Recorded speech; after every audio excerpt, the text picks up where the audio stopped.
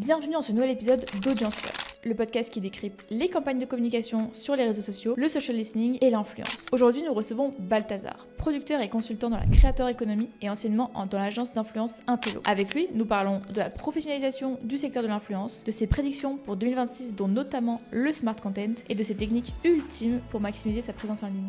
Bonne écoute! Bonjour Balthazar. Bonjour à vous. Merci de venir nous voir sur le podcast de Licteur. Merci pour l'invitation.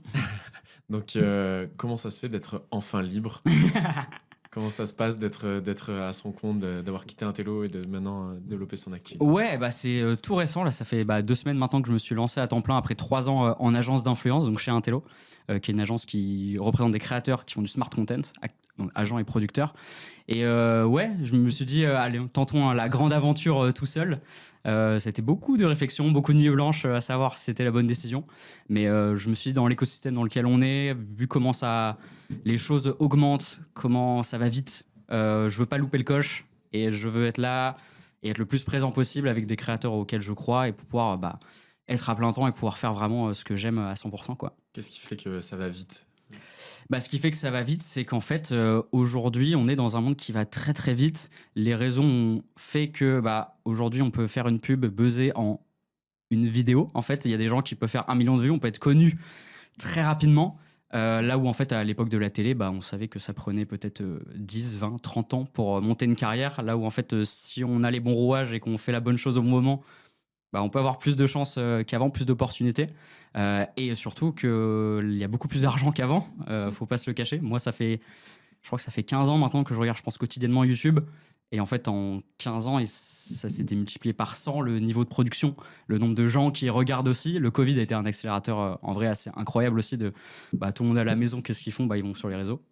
Et ce qui fait qu'aujourd'hui, on a beaucoup, beaucoup plus d'argent pour faire des choses. Et les gens commencent à le comprendre. Les marques commencent à comprendre aussi que s'ils veulent un meilleur retour sur investissement, peut-être que la télé, c'est pas forcément le meilleur moyen ou le moyen où ils ont les meilleures performances, ou du moins, est-ce qu'ils savent vraiment ce qu'ils payent? Là où en fait sur les réseaux, quand on paye une vidéo, on sait combien de gens l'ont vue, on sait combien de gens ont commenté, on sait combien de gens nous ont suivis, on est beaucoup plus identifié et les prix, pour l'instant, sont pas encore les mêmes qu'à la télé. Je sais pas si dans 10 ans ce sera la même chose et les moyens de production seront peut-être les mêmes, mais pour l'instant c'est encore un énorme tremplin et il y a de la place pour encore beaucoup d'acteurs, aussi bien des créateurs en vrai que des marques qui veulent juste avoir de la visibilité. Et ça, je pense que c'est ça qui fait qu'aujourd'hui, en 1, 2, 3 ans, les choses ont vraiment évolué. Enfin, moi, du coup, je suis arrivé professionnellement dans ce milieu il y a 3 ans. Et en 3 ans, j'ai vu des budgets marketing se multiplier par 10. Des gens qui, en fait, peuvent en vivre même s'ils ont 10 000 abonnés. Parce qu'en fait, si tu trouves ton audience, si tu as une cible assez niche, des gens qui te suivent, si tu vends des produits, en fait, t'as pas besoin d'avoir 10 millions d'abonnés. Là où, en fait, il y a 10 ans, ça se comptait sur les doigts d'une main, ceux qui pouvaient en vivre. Là où, en fait, aujourd'hui, même moi, je connais pas tous les acteurs qui touchent un SMIC grâce à la création de contenu. Enfin, c'est assez fou. Et en vrai, aujourd'hui, je crois que c'est la Paris Creators Week. Enfin, en plus, voilà, on a des événements qui se montent. La Paris Creators Week qu'on a eu en fin d'année, le salon Follow Me aussi. Donc, ça montre aussi qu'on veut avoir une structuration qui se rapproche un peu plus d'autres secteurs, montrer en fait qu'on a aussi du poids dans la balance. Et du coup, la Paris Creators Week avait fait une étude et ils ont montré qu'aujourd'hui, il y a eu 1,7 million d'emplois indirects liés à la creator economy, donc à la création de contenu. Et en fait, quand on se dit en France, il y a 1,7 million d'emplois qui sont liés à ça, en vrai, c'est quand même vertigineux. Et ça montre bien qu'on n'est plus dans une ère de juste nos parents qui nous demandent c'est quoi un youtubeur. Enfin, on n'est plus trop là, quoi. Ouais. Et comment tu te définis aujourd'hui? T'es quoi? T'es un agent d'influence? Alors ça, c'était une grande question pour ma bio LinkedIn. Qu'est-ce que je mets? Aujourd'hui, moi, je dis que je suis consultant et producteur. Okay. C'est vraiment des buzzwords très très larges parce que même moi, j'aime toucher à tout. Donc, je me considérais pas que agent, mais moi, j'aime bien ce terme de consultant où en fait, mon objectif vraiment aujourd'hui, c'est d'accompagner les créateurs de contenu. Donc d'abord dans leur création à eux, leur sphère éditoriale, en fait, comment faire en sorte que le contenu qu'ils font, qui marche et qu'ils peuvent en vivre, ils arrivent à l'améliorer, à passer un step, à donner plus de choses à leur audience. Et vraiment, cet objectif-là, c'est vraiment faire du consulting pour les créateurs de contenu. Et après, du coup, il y a une partie producteur où là, c'est vraiment quand il y a des projets plus imposants, c'est comment on arrive à financer des projets parce que évidemment, plus on a de l'ambition, plus c'est cher. Donc, il faut toujours le financer. Et après, du coup, comment on gère des équipes techniques, etc. Parce que la majorité des créateurs ont commencé seuls chez eux dans leur chambre avec leur téléphone, pas de micro. Quand après on doit passer à un plateau de tournage où faut gérer des ingé-sons, des cadreurs, des chefs élec, des maquilleurs. En fait, c'est un tout autre métier. Et moi, j'ai envie d'être vraiment ce bras droit-là pour des créateurs de contenu. Moi, l'objectif, c'est vraiment d'avoir des créateurs qui font du savoir. Je pense qu'aujourd'hui, c'est la clé pour pouvoir rester et qu'on reste dans les têtes dans les 10 prochaines années. C'est montrer qu'il peut y avoir du contenu intelligent sur les réseaux. Évidemment, il y a du divertissement. Je suis le premier à en consommer et j'adore ça. Mais je pense aujourd'hui que moi, ma valeur ajoutée et la valeur ajoutée de beaucoup de créateurs, c'est de vraiment tabler sur, en fait, il faut apprendre des choses aux gens, montrer qu'on peut avoir de l'impact, être intéressant. Et moi, c'est vraiment ce que je veux faire et aider ces créateurs-là. Parce qu'en fait, ils sont seuls chez eux, donc comment ils peuvent réussir à se confronter leurs idées créatives? Ils ont personne qui leur dit si c'est bien, pas bien, si le script il est bien, pas bien, si la vidéo elle est nulle. En fait, ils sont juste seuls chez eux. Oui, il y a ChatGPT, mais ChatGPT il est pas très objectif. Donc tu penses quoi de la culture du vide? Vaste question. Honnêtement, j'ai un avis un peu complexe là-dessus, parce qu'en fait, je pense qu'on met un mot trop fort sur du divertissement ou sur des tendances qui en fait ont toujours existé. Enfin, quand j'étais au collège, je pense que de l'extérieur, je me verrais, je dirais cet enfant est débile, il dit des trucs qui n'ont aucun sens. Parce qu'en fait, il y a toujours des tendances qui n'ont pas de sens. Donc oui, les brain rot, ça n'a pas de sens. Mais est-ce que c'est grave? Je suis pas sûr. Très honnêtement, je pense que c'est important de glorifier les contenus intéressants et de mettre en avant les gens qui font les choses bien. Est-ce qu'il faut montrer du doigt des choses qu'on comprend pas forcément parce que c'est du divertissement abrutissant? Bon, je suis pas forcément sûr. Mais l'objectif, c'est qu'il faut pas glorifier ça et se dire que c'est de la culture au premier sens. La culture reste quand même quelque chose qui nous fait apprendre des choses, qui éveille notre curiosité. Quand après une personne se prend du cyberharcèlement parce qu'elle a fait une trend TikTok qu'on l'envoie chez Combini, en fait, c'est Combini qui veut alimenter ça, mais la pauvre dame, elle a fait une tendance, elle se fait cyberharceler. Évidemment que je suis contre et enfin, ça doit pas exister à aucun moment. Voilà. C'est en termes de... Tu parlais de tendance. Ouais. Qu'est-ce que tu vois un peu comme tendance? Tu disais que ça allait super vite. Ouais. Que l'écosystème faisait que bouger et qu'il fallait absolument attraper le coche. Ouais, c'est ça le plus dur aujourd'hui, c'est être persistant, être consistant. Et c'est ça, je pense, le truc qui fait le moins bien dormir les créateurs, c'est de se dire est-ce que l'algo demain il sera le même? Est-ce qu'il me mettra autant en avant? Et c'est très dur parce qu'en fait, chaque plateforme a un algo qui est différent. Si tu veux être partout, faut être partout. Donc en fait, faut être sur TikTok, sauf que TikTok c'est pas pareil que YouTube, Short qui est pas pareil que Facebook, qui n'est pas pareil que Instagram et que YouTube format long. Moi aujourd'hui, je pense que les grandes tendances et ce qui va vraiment se marquer, c'est la scission qu'on a aujourd'hui entre du format long YouTube, qui est en fait vraiment devenu une plateforme à part de TikTok, Instagram, Facebook, Snapchat même, qui sont vraiment d'autres plateformes. Aujourd'hui, un YouTube, on a des vidéos qui font 1h20, 1h30, 1h40 qu'on consomme parce qu'en fait, les gens consomment des réseaux sociaux sur leur télé. Et ça, c'est assez fou à dire, c'est qu'aujourd'hui, maintenant, je crois qu'en France, la télé est le premier mode de consommation de YouTube. Donc en fait, les gens se posent sur leur canapé pour regarder une vidéo YouTube, là où en fait, on sait que TikTok, Instagram, personne va mettre ça sur sa télé. Sauf s'il la tourne, mais c'est quand même vraiment moins pratique. Donc je pense qu'aujourd'hui, on va avoir une vraie scission, là, dans les mois à venir, sur YouTube va être de plus en plus long, de plus en plus qualitatif, au contraire de TikTok, Instagram, qui en fait sera la pause du cerveau, où en fait, c'est bon, j'ai regardé ma vidéo YouTube d'une heure, je vais me faire une pause TikTok, où c'est 10 minutes, mais en 10 minutes, je vais manger sans contenu. Donc c'est ça le plus dur, c'est réussir à garder une attention sur les contenus courts, qui va vraiment être un enjeu pour les créateurs, et qui, je pense, va être de plus en plus dur, parce que YouTube est en train de marquer un gap de ça, c'est des contenus de qualité. TikTok, Instagram, voilà, c'est du contenu rapide. Et il faut pas que les créateurs se démotivent et se disent on n'aura plus notre place parce qu'il y a des contenus qui sont pas intéressants. Et en fait, tout le monde a une place à jouer et je pense que vraiment cette scission-là va être de plus en plus forte, va être assez dur pour les créateurs de contenu de savoir parce que je pense aujourd'hui que pour faire du savoir, il faut aussi faire du divertissement. Parce qu'en fait, c'est important aussi de trouver les mécaniques qui font que c'est intéressant de regarder un cours d'histoire sur TikTok. Ça peut être très intéressant, mais il faut trouver la manière de le faire et la bonne manière, ce qui n'est pas toujours évident pour parler d'histoire ou de n'importe quel autre sujet, évidemment. Là où en fait YouTube maintenant va falloir mettre des moyens astronomiques parce qu'en fait je pense qu'aujourd'hui quelqu'un qui met une petite vidéo de 5 minutes sur YouTube a beaucoup moins de chances de fonctionner, là où en fait maintenant on est vraiment sur du contenu très très long. Et après en grande tendance, en vrai LinkedIn, très honnêtement je pense, est toujours le réseau de demain. J'ai l'impression que ça fait 1 an qu'on dit ça et tout le monde dit prenez votre place sur LinkedIn, mais moi je vois un nombre de gens qui explosent avec LinkedIn et surtout se font connaître avec LinkedIn. C'est assez puissant. Je crois qu'en France, ça doit être genre 60% des gens en France qui sont abonnés, qui ont un compte LinkedIn, ce qui est aberrant, très honnêtement, pour un réseau social, même si c'est un réseau social professionnel. Je pense qu'il y a vraiment un coup à jouer et vraiment toute la partie qu'on pourrait associer de building public ou d'employee advocacy. Donc en fait, c'est donner la parole à vos employés sur les réseaux sociaux. Ça, c'est très important. Et aujourd'hui, en tant que marque, évidemment, il faut être sur les réseaux sociaux. Il faut faire de l'influence, je pense, d'une certaine manière, de l'UGC. Évidemment, pas dépenser 100 000 euros, mais je pense que c'est important d'avoir des porte-paroles autour de soi. Mais je pense aussi que c'est important d'aller chercher les porte-paroles dans les entreprises. Donc, faire des ateliers d'employee advocacy, c'est très important parce qu'en fait, les gens qui parlent le plus d'une marque, ce sont les gens qui y travaillent. Et aujourd'hui, on n'est plus du tout dans une ère de logo, mais dans une ère de visage. En fait, donc, quelqu'un qui va parler, j'ai n'importe quoi, de Carrefour, en fait, si c'est quelqu'un qui est associé, qui a un visage, qui a un nom, il fera potentiellement plus de vues, on sera beaucoup plus attaché à lui que le compte Carrefour France, qui en fait est potentiellement géré par 15 CM, et on n'est pas forcément très attaché. Donc je pense vraiment que l'humain est toujours au cœur, et il va le devenir de plus en plus, et ça va être très important pour les grosses marques, les grosses institutions, de trouver des visages pour en fait porter les messages de votre marque. Et ça va être vraiment game changer, et c'est tout con, mais...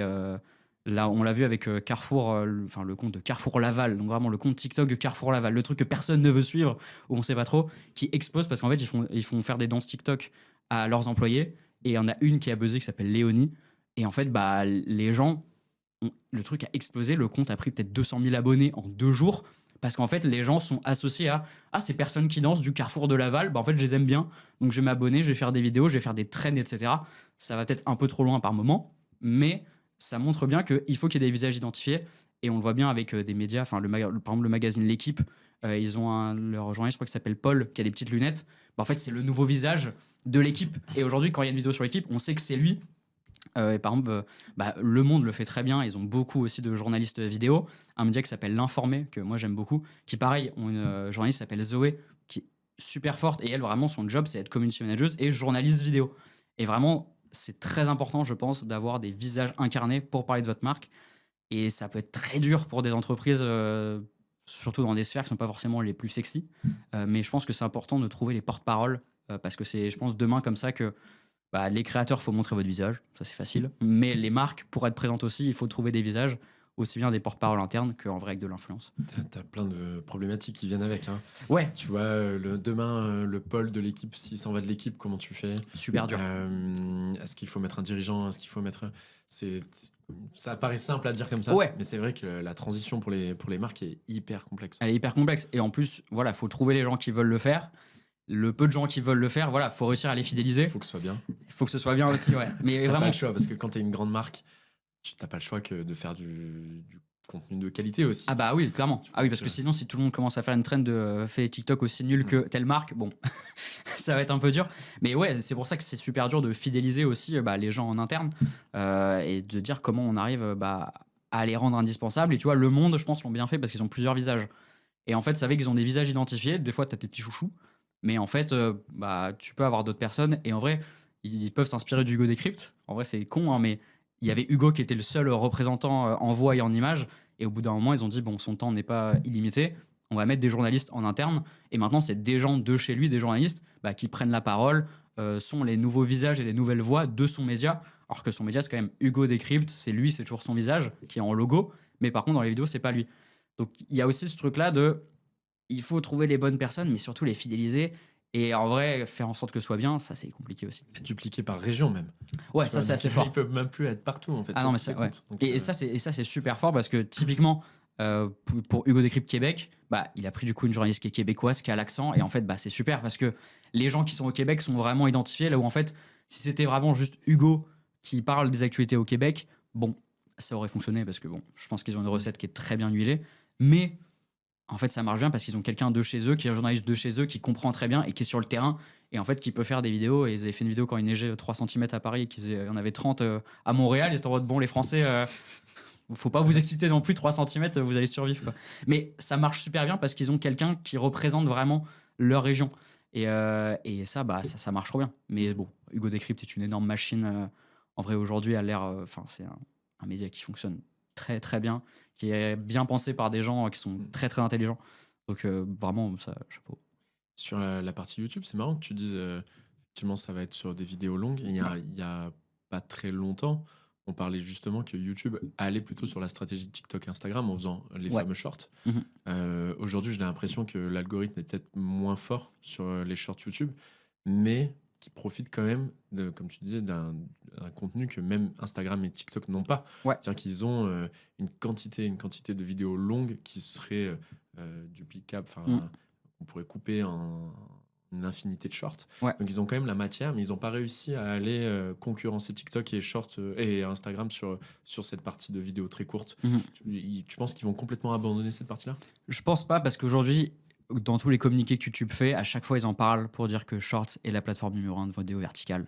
Parce qu'en fait, ils ont beaucoup d'utilisateurs, parce que les gens vont sur YouTube et que eux ont un système d'algo qui est quand même bien fait. Ils ne l'abandonneront pas, parce que je pense que c'est des Américains qui sont un peu fiers aussi et qui veulent pas s'avouer vaincus.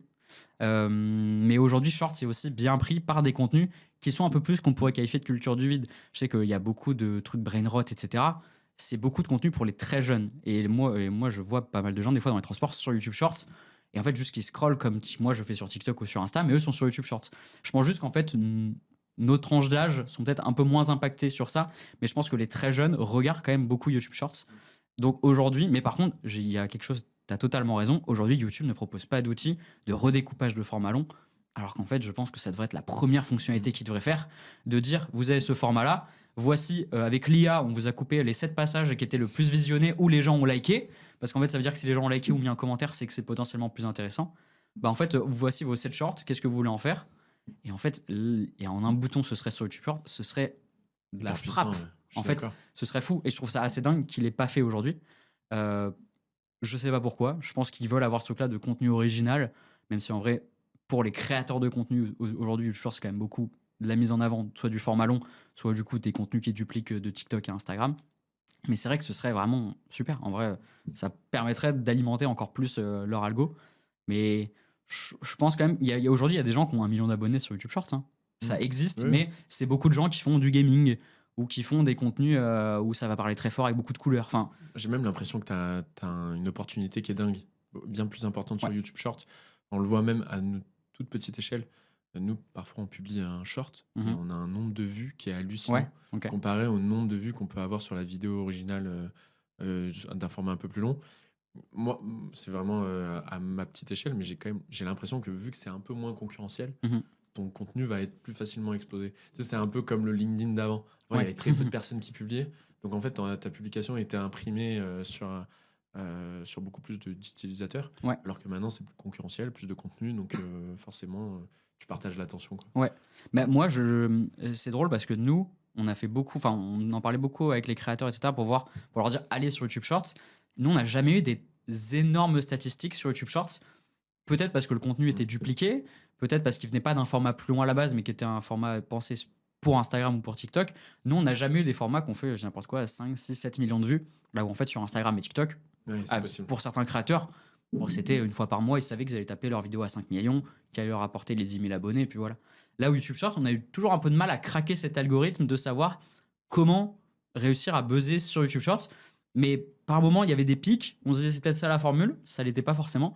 Et c'est vrai que l'algorithme YouTube Shorts, nous, on l'a très peu compris. Enfin, et moi, je le dis en premier, je ne comprends vraiment pas tant comment et qu'est-ce qu'ils mettent en avant. Mais par contre, il y a des gens qui font des statistiques qui sont astronomiques. Je trouve ça vraiment très honorable et moi, je trouve ça fou. Et en vrai, que vous, à votre échelle, vous l'ayez vu aussi, bravo, parce que Ouais, à petite échelle. moi, je l'ai jamais vu, des énormes stats sur YouTube Shorts. Donc, vraiment, je pense qu'il y a quand même toujours une carte à jouer. Et en tout cas, si vous êtes un créateur de contenu, si vous êtes une marque, que vous avez de la matière, faut le mettre partout. En vrai, Ah ouais, toi, tu ouais. prônes le multi... Multicanaux, ouais, bien Ouais. sûr. En fait, moi, je me dis, on a la matière qui peut fit sur Instagram, TikTok, YouTube. Pourquoi est-ce que je la mettrais que sur Instagram? En fait, on a dépensé du temps, de l'énergie, du cerveau humain. J'ai un peu ce truc-là de dire, aujourd'hui, il y a plein d'outils pour, en un clic, mettre sur toutes les plateformes qui existent. Pourquoi pas le faire? Je trouve que c'est une opportunité manquée. Et il y a plein de créateurs au début qui se concentrent que sur un réseau. Et au début, quand il y avait la grande époque de TikTok qui rémunérait pleine balle il y a 3-4 ans, il y en a, ils sont lancés que sur TikTok. Ils faisaient que TikTok, ils n'avaient pas de compte Instagram. Alors qu'en fait, si tu veux parler à des marques, si tu veux trouver d'autres audiences, etc., évidemment, il faut que tu sois partout. Ou du moins, sur Instagram, sur YouTube Shorts, sur Snapchat si tu peux, sur Dailymotion. Bon, c'est encore un autre réseau qui peine à trouver peut-être sa communauté. Mais moi, je prône vraiment ce truc-là de si tu peux être sur plusieurs réseaux, si tu as le contenu, un contenu vertical, mets-le sur toutes les plateformes verticales. Ok. Donc, toi, dans tout cet écosystème, ces tendances, ces plaques tectoniques un peu sur tous ces médias, toi, en fait, ton boulot chez Intello et ce que tu vas essayer de dupliquer par la suite, concrètement, Ouais. tu vois, si je me dis, tiens, j'ai envie de passer avec Balthazar. Bien sûr. Tout le monde en pub là. Ouais, c'est ça. Ok, je vais me concentrer alors. Les éléments de langage. Du coup, moi, avant, j'étais dans une agence qui s'appelle Intello, du coup, qui est une agence qui représente des créateurs de contenu qui font du savoir et de l'impact. Vraiment, l'objectif, c'est être des agents et des producteurs de créateurs de contenu qui font des contenus intelligents. Du coup, c'était 25 créateurs de contenu que sont Gaspard G, Claire Chazal, Stéphane Bern, César Culture G, Mathilde Siodi, plein de gros noms, vraiment toujours dans le savoir. Et nous, l'accompagnement qu'on avait avec eux, c'était du coup de l'accompagnement commercial, donc vraiment faire en sorte de gérer leurs partenariats commerciaux. Parce que quand on a une audience qu'on peut vendre, du coup, il y a plein de marques qui sont intéressées. Donc nous, on faisait le pont avec les marques pour se dire combien est-ce que vaut ce créateur, quel package on peut faire, qu'est-ce qu'on peut vendre sur leur réseau. Et nous, l'objectif, c'était de vendre du coup des vidéos pour les marques sur le compte de créateurs. On était aussi producteurs parce que du coup, pour Claire Chazal et Stéphane Bern, eux, ils n'étaient pas créateurs à la base, ils se sont juste dit on a envie d'aller voir d'autres audiences, on a envie de faire des contenus qui nous ressemblent sur les réseaux sociaux. Comment on peut le faire? Nous, on a dit on peut essayer de vous aider si vous voulez. Et du coup, on était vraiment producteurs du coup, de Claire et Stéphane. Du coup, c'était on les a lancés. Et du coup, c'est produire tout leur contenu, le diffuser. Enfin, c'est nous qui faisions toute la création de A à Z. Et du coup, eux, ils écrivaient, ils incarnaient. Quand il y avait des invités, du coup, ils faisaient aussi, ils avaient un carnet d'adresses. Enfin, Claire Chazal a un plus gros carnet d'adresses que moi, je vous le dis. Non. Et, si. Elle est assez fou. Et donc, du coup, vraiment, c'était ce job-là d'agent et producteur. Et moi, aujourd'hui, ce que je vais faire, c'est vraiment aider les créateurs sur la partie éditoriale. Donc, vraiment, en fait, le contenu qu'ils font tous les jours. Là où, en fait, Intello, on le faisait à une petite échelle. Mais en fait, quand on a 25 créateurs, je sais pas combien de centaines de collaborations par an, en fait, on n'avait juste pas le temps et on était juste en call toute la journée et en prospection, etc. Donc, ça fait qu'on était vraiment sur du commercial. Et moi, je veux vraiment être sur de l'éditorial. Là où, en fait, c'est comment donner plus de moyens de cerveau, d'idées créatives, aussi des moyens techniques pour les créateurs pour qu'ils puissent développer de plus en plus de formats, grossir. Et du coup, évidemment, plus tu grossis, plus tu as des demandes commerciales, etc. Donc, ça devient aussi un cercle vertueux de tu fais tout ça pour après vous vendre des opérations commerciales qui vont coûter de plus en plus cher, etc. etc. Et moi, vraiment, l'objectif, c'est que j'ai envie de pouvoir accompagner ces créateurs-là. Évidemment, il y a des marques, des fois, qui viennent me voir aussi pour me dire je cherche des créateurs. Tu penses à qui? Qu'est-ce qu'on pourrait faire, etc. Et moi, j'adore aussi faire de la stratégie d'influence, trouver les bons profils qui vont parler de la meilleure manière. Ça, c'est un boulot aussi qui est très, très compliqué parce que connaître les bons créateurs qui ont les bonnes stats, qui parlent de la bonne manière et qui vont bien vendre nos enjeux, c'est très, très compliqué. Donc voilà, j'essaie aussi de faire ça, aider les marques qui ont besoin aussi d'accompagnement sur leur stratégie d'influence. Et aujourd'hui, quand on parle d'influence, nous, chez Intello, c'était quand même des créateurs qui étaient assez macro, et qui ne représentent pas la grande majorité des créateurs. Aujourd'hui, je crois que c'est 50% des ventes d'influence sont faites par des créateurs qui ont moins de 100 000 abonnés. Donc en fait, la partie micro, même si moins de 100 000, c'est pas forcément micro, mais d'un point de vue marketing, la micro-influence, c'est quelque chose qui est énorme. Et même si vous n'avez pas beaucoup de budget marketing, beaucoup de budget d'influence, en fait, vous pouvez travailler avec des créateurs qui ont peut-être 5, 10, 15 000 abonnés, mais qui en fait vont avoir une audience très cible. Et en fait, aujourd'hui, il y a des comptes qui sont très spécifiques. Enfin, moi, je veux dire, sur TikTok, je suis des bouchers. Il y a des mecs qui sont bouchers, ils font des vidéos de leur métier. Oui, je vois très bien. Et en fait, je les adore parce que du coup, c'est un père et son fils. Je vois très Les bien. castins, oui. Et Arcachon. Arcachon. Et moi, je me suis dit, la prochaine fois que je vais à Arcachon, j'ai envie d'aller voir les castins. J'y suis allé. C'est vrai. Et voilà, incroyable. Et moi, je suis tombé là-dessus. Et en fait, je suis un boucher qui parle de sa passion. Et moi, je trouve ça passionnant. Et en fait, aujourd'hui, maintenant, ils arrivent, évidemment, ça leur ramène du monde dans la boutique. Ils ont ouvert une boutique en ligne tellement ça marchait bien. Enfin, en fait, aujourd'hui, c'est un business à part entière, eux, la création de contenu. Et je trouve ça fou.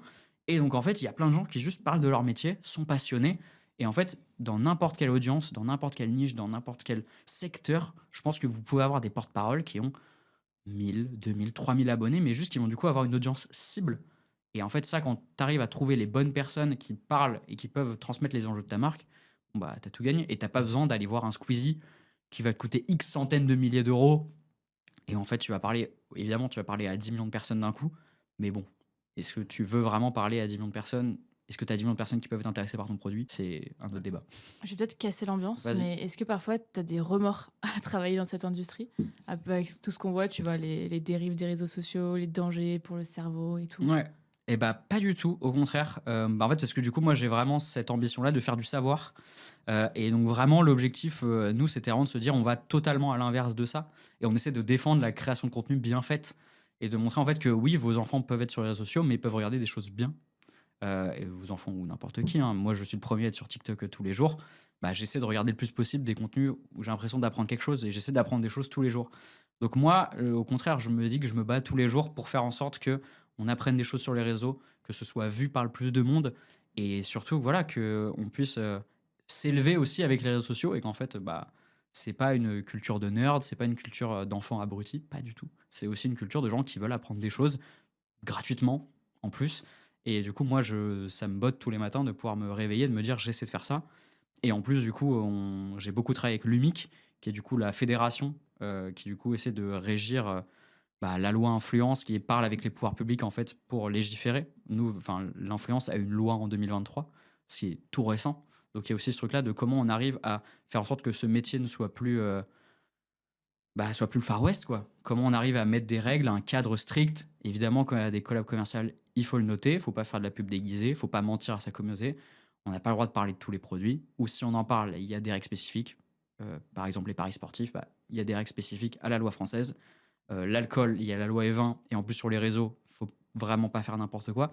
Donc, il y a tout ça à se dire, il y a beaucoup d'acteurs aussi. Malheureusement, il y a des dérives. Il ne faut pas fermer les yeux dessus, hein. Je suis le premier à voir qu'il y a plein de choses qui ne vont pas. Des créateurs qui masquent quand ils font une collaboration commerciale, ils ne le mettent pas vraiment ou ils le cachent. Ils reçoivent des produits, mais ils ne le disent pas forcément. Voilà, il y a tout ça. Et le but, c'est de se dire, bon, on essaie d'avancer à notre rythme. Évidemment, il faut faire de l'éducation à tous ces gens-là qui, en fait, il y a eu en vrai une époque, Magali Berda, télé-réalité, Snapchat, où c'était la foire à la saucisse, où en fait, ça faisait des collaborations commerciales dans tous les sens. Et là, ils s'en fichaient de le dire, de ne pas le dire, de vendre des produits qui étaient légaux, illégaux. Ils prenaient juste un chèque. Malheureusement, l'influence, et quand on dit le mot influenceur, ça en renvoie cette image-là. Aujourd'hui, on dit créateur de contenu. Mais voilà, moi, j'essaie vraiment de se dire, il faut qu'on arrive à passer les bonnes pratiques à toutes les personnes qui veulent faire les choses bien. Ceux qui veulent pas faire les choses bien, ils seront rattrapés par la loi. Et dans tous les cas, il y aura un écrémage à un moment donné. Et voilà, nous, on essaie juste de se battre au quotidien pour faire les choses dans le bon sens, faire des contenus qui ont du sens et respecter la loi. Parce que c'est important. Toujours, ouais. On vous recommande. Et du coup, dans cette direction-là, tu pourrais travailler avec Léonie de Carrefour? Ouh, très bonne question. No shame, hein, mais Non, en vrai, elle n'est préparée, pas celle-là. vraiment sur ces sujets-là, quoi. Aujourd'hui, elle fait de la danse. Donc moi, j'avoue, je représente pas de créateur danseur. Pas encore, hein, on peut prendre des cafés pour en échanger, mais Léonie, si tu es ouverte. si Léonie fait de la danse, en fait, ça qui est drôle, c'est que tout le monde lui dit crée un compte en plus. Et elle crée pas de compte perso. Tout le monde lui dit prends ton buzz, mais elle le fait pas. C'est aussi un peu rigolo. Moi, je pense que c'est une IA. Je pense qu'elle n'existe pas. Ce serait fou. Bravo Carrefour Laval d'avoir fait ça, c'est très impressionnant. Non, aujourd'hui, si elle fait de la danse, je dirais pas, évidemment. Après, si elle est passionnée par d'autres sujets, pourquoi pas. Mais des créateurs danseurs, c'est pas moi ce qui me botte le plus, ce qui m'intéresse. Et C'est sur ton créateur de rêve Oh que tu souhaiterais moi, éditorialement parlant, ouais. tu dis, allez, Moi, j'ai un créateur que j'aime beaucoup et que je suis beaucoup, qui s'appelle Patrick Beau, qui a une chaîne qui s'appelle Axolot. Je crois que ça doit faire plus de 10 ans maintenant que je le suis. Et en fait, lui parle des curiosités du monde. Et en fait, il a été connu comme ça en parlant de faits intéressants, faits étonnants. Et après, lui a tourné plus son contenu à aller dans des endroits, aller voyager et en fait montrer des choses qu'on ne connaît pas forcément. Donc du coup, il a fait quelques pays dans le monde et après, il a aussi fait un tour de France. Et en fait, moi, c'est vraiment tout ce que j'aime, quoi. C'est du voyage, mais en même temps, on apprend des choses étonnantes. Moi, j'avoue que je suis un peu le mec qui lâche des fun facts en soirée, un peu insupportable pour briller. à excès. Mais oui, voilà. Mais le petit icebreaker, c'est un peu ça. Et ce mec-là, je trouve que c'est un mec qui est passionnant. J'ai de la chance de le rencontrer en plus au Frame Festival, qui est un festival qui se tient à Avignon, où il y a que des créateurs de contenu de savoir. Vraiment mon endroit favori. Et c'est un mec qui est passionnant, qui est passionné en plus. Et vraiment, ouais, Patrick Beau, ce sera un plaisir de pouvoir l'accompagner là-dessus, sur le développement de ses contenus, parce que je trouve qu'il fait quelque chose qui est hyper fort. Et en plus, lui a vraiment ce truc-là où il ne veut pas rentrer dans un engrenage de faire toujours plus de contenu. Il en fait de moins en moins, mais il fait souvent aussi appel à sa communauté pour l'aider financièrement pour produire en fait tous ces épisodes-là. J'ai déjà contribué. Et j'étais trop content de me dire, c'est ça, ça sert à ça, et la communauté a pu permettre de faire ce projet-là. Donc ouais, je pense que ce serait Axolot, Patrick Beau. Bah, du coup, tu viens juste de te lancer.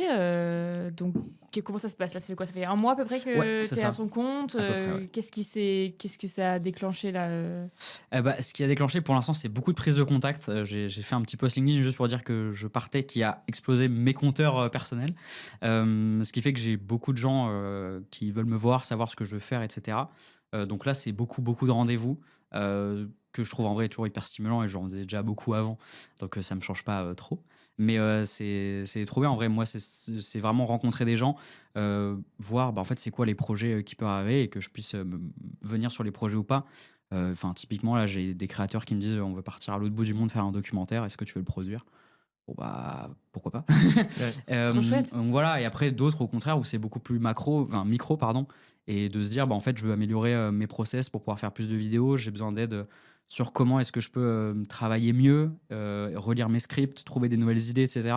Et là, c'est vraiment plus de l'accompagnement stratégique sur, en fait, comment aussi s'améliorer, améliorer ses process, son workflow, et que je puisse aussi être un peu un timekeeper aussi avec eux, et de se dire, là, tu dois me rendre des scripts, là, tu dois poster telle vidéo, là, on doit se faire des reviews, là, on doit trouver des nouveaux formats, etc. Vraiment être un bras droit pour d'autres créateurs. Et voilà, moi, ce dont j'ai vraiment envie, c'est me faire plaisir, faire des contenus qui, j'espère, fonctionnent le plus possible, être vu par le plus de gens, et surtout apporter de la valeur ajoutée, hein. Vraiment, moi, c'est ce que je veux. Et en plus, j'ai aussi un petit truc personnel où je le faisais un peu déjà l'année dernière, mais voilà, moi, me mets aussi un peu à la création de contenu sur LinkedIn, sur Instagram aussi, pour en fait essayer de expliquer concrètement comment fonctionne le milieu. C'est en vrai assez compliqué aussi pour des nouveaux acteurs. Il y a des étudiants qui veulent se lancer mais ils comprennent pas forcément ce que c'est, des créateurs qui explosent et qui comprennent pas ce que c'est l'influence, comment ne pas se faire avoir, etc. Donc moi, j'ai aussi un peu envie de pouvoir être un peu un grand frère qui est là si vous avez besoin d'aide, pour savoir comment fonctionne la création de contenu, comment fonctionne l'influence, c'est quoi la créateur économie. Donc voilà, j'ai aussi envie de démocratiser ça, vulgariser, faire du smart content, mais sur mon métier. Je suis pas bouché, mais je pense que je peux peut-être le faire pas trop mal. Donc voilà, j'essaie aussi de faire ça. Donc j'espère que cette année, je vais pouvoir faire plein de projets un peu dans tous les sens, me faire plaisir. Et voilà. T'as déjà un peu de teasing là sur ce qui se passe sur l'année? Du teasing, je sais pas trop. Si vous me voyez un peu dans votre feed LinkedIn, c'est que j'aurais pas trop mal réussi. J'essaie d'être constant. En vrai, c'est surtout ça le plus dur. Ce que j'essaie de faire un peu chez Intello, mais en fait, quand on a une semaine dans les pattes, se mettre des sessions d'écriture et de tournage, c'est pas le truc, la priorité. Donc aujourd'hui, ouais, je vais essayer d'avoir beaucoup plus de discipline, me faire des posts LinkedIn de manière hebdomadaire, faire aussi des vidéos qui du coup seront en fait les mêmes sujets, mais traités d'une autre manière, parce qu'évidemment, il faut toujours s'adapter à son audience et au réseau sur lequel on est. Donc voilà, je pense que si je suis dans votre feed LinkedIn et que vous voyez un peu ma petite tête, c'est que j'aurais pas trop mal réussi normalement. Et c'est quoi tes critères pour accompagner un créateur Aujourd'hui, du coup, c'est est-ce que tu fais du contenu qui est intéressant et qui, moi, m'intéresse personnellement. Si moi, je trouve de la valeur ajoutée, ça veut pas dire qu'il faut que ce soit un sujet qui me parle.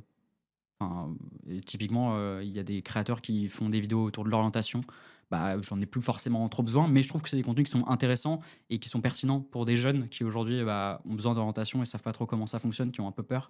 Donc moi, si je trouve que le contenu est intéressant, qui m'intéresse, que tu le fais bien, mais qu'il y a des axes d'amélioration, en vrai, c'est à peu près juste ça, hein. Je me ferme pas trop de portes, je veux pas me mettre trop de barrières, mais tant que tu apportes quelque chose d'intelligent, d'intéressant sur les réseaux, je pense qu'on peut travailler ensemble.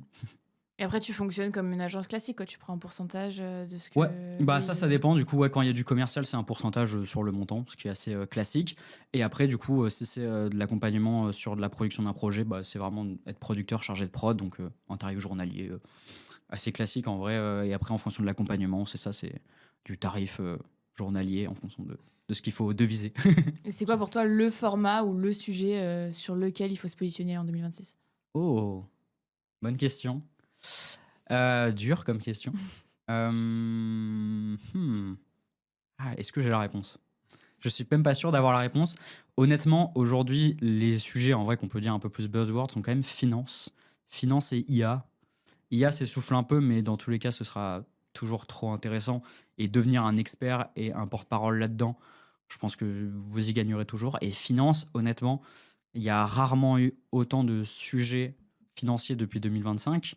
Parce qu'en fait, aujourd'hui, on va avoir un shift entre deux générations, entre les gens qui vont décéder, qui vont laisser du patrimoine à des gens plus jeunes de notre catégorie d'âge et qui, en fait, n'ont pas les mêmes critères d'investissement, qui, en fait, nous, on veut potentiellement investir dans des plateformes qui fonctionnent bien, qui ne sont pas forcément juste une assurance vie dans la banque du coin.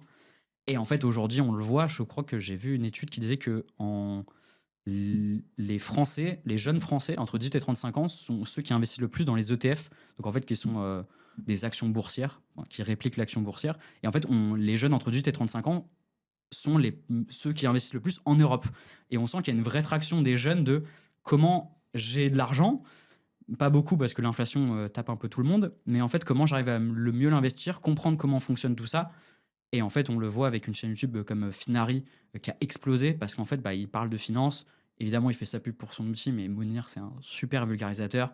On l'a vu avec Trade Republic chez Legend, Mathias Bacchino qui est vraiment devenu pareil. Partout, lui. Mais lui, il est partout, Ouais. il a écrit un bouquin. Et c'est assez dingue. Et il disait, ils ont fait une interview chez Legend, ça leur a rapporté 100 000 utilisateurs. Donc en fait, quand tu dis, tu payes X dizaines de milliers d'euros pour passer dans un podcast et ça te rapporte 100 000 utilisateurs qui en plus mettent leur argent chez toi, donc c'est quand même pas n'importe quoi, c'est quand même, je trouve, une preuve qu'ils croient en ton concept. En fait, ça montre que la finance est très très importante aujourd'hui. Et moi, je pense que ouais, les gens qui arriveront à vulgariser tous ces sujets-là seront les maîtres de demain parce qu'ils vont pouvoir parler à des jeunes qui veulent juste comprendre où est-ce qu'il faut mettre leur argent pour gagner plus que le 1,5% du livret A qui, au bout d'un moment, c'est pas comme ça qu'on va gagner de l'argent et qu'on va pouvoir s'assurer une retraite, quoi. Voilà. Écoute, merci pour tout. Merci à vous. pour ton temps. Et puis à très vite. À très très bientôt. vite. Merci. Merci beaucoup. Merci d'avoir écouté jusqu'au bout. Si l'épisode vous a plu, n'hésitez pas à liker et commenter. Et surtout, n'oubliez pas de vous abonner à la chaîne. Nous sortons un épisode toutes les semaines. À la semaine prochaine!